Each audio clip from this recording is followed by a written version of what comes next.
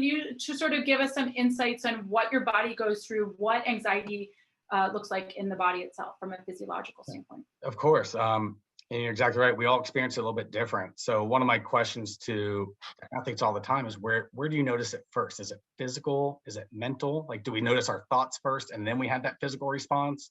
Do we notice our stomach is kind of hurting and then we start thinking, uh-oh? Do we feel the emotion first and then we start thinking and then feeling? Like, I want to know that order and I want to know where they feel it. Because a lot of times our emotions and our thoughts are difficult because we can't hold on to them, right? We know they're there, but we can't grab a hold of them and manipulate them like other things, like physical things in our lives. So when you can put a picture to anxiety, where does it start? Where does it live within you? And what does it feel like? So for example, one athlete says, oh, that knot in my stomach. Great, now we can take that visual and we can talk about when that knot's tight, how do we loosen the knot? What are the strategies? And as we're using strategies like breathing and visualization, can you see that knot loosening? Can you feel that knot loosening? And it gives them something mental to hold on to. But think about ourselves when we're going through an anxiety response.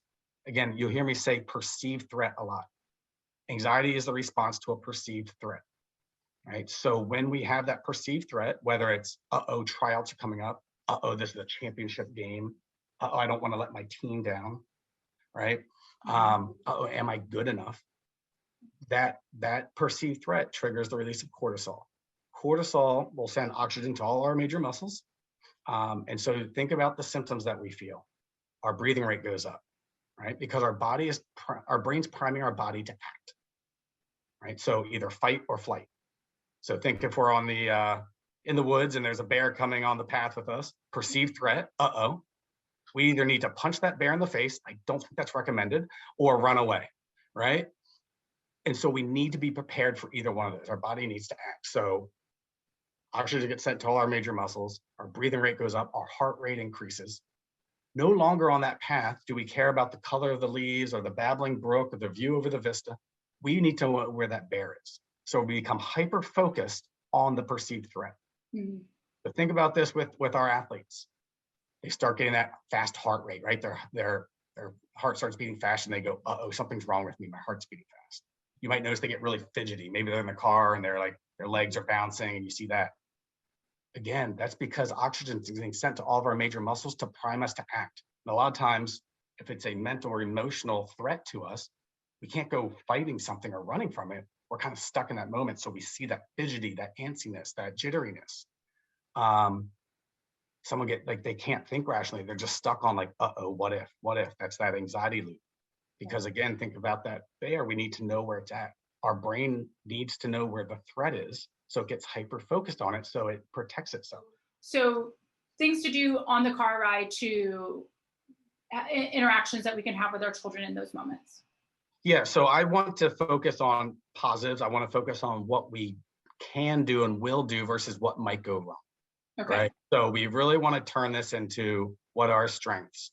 Kind of I am statements. So like I'll work on with athletes on that. Like, let's come up with 3 things that you want to like embody on the field.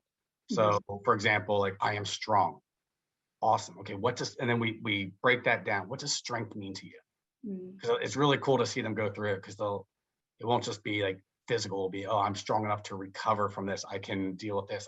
It's like, awesome. There you are. You are strong. So finding those traits that they can tap into that are strengths for theirs. And that's what we want to focus on the car ride. Okay. Because think if we go that don't look down, we're going to look down, right? So if we say, oh, don't be scared, don't be this, our brain goes, oh, should I be scared? Right. Oh, what should I be scared about? Uh-oh, something's there. So focus on strengths. We do a lot with visualization, visualizing what we're going to see at the game, visualizing our success in the game. We tell athletes to play the game twice, once in their mind and once in person. So what I'm kind of hearing from you is like in the moment, we can control as parents how we act, but what we really need to do is do some support and work with our child ahead of time. Yeah. So that in the moment we have these strategies and things already in place so that we can implement them. I'm very big on optimism, and optimism doesn't mean like blind positivity or everything's going to be perfect. When we break down optimism, we look at real quick, like I can create change. Like change is possible. My actions can create change, right? I'm not going to go into all the pieces. I'll stop on this one. And setbacks are temporary, right? So when we look at setbacks are temporary, that's a huge one. That's really drives me towards optimism, because that ties right into resilience. I saw someone ask a little bit more about resilience. So if we know that setbacks are temporary, a mistake on the field is temporary, a loss is temporary, a bad grade in school is temporary. Okay, that opens up the door to say, well, now what do I do? What's next?